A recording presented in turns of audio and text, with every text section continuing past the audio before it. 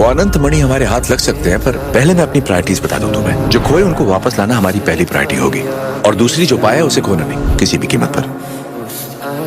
तीसरी, हो सके तो जिंदा लौटना। हो सकता है, बिल्कुल हो सकता है।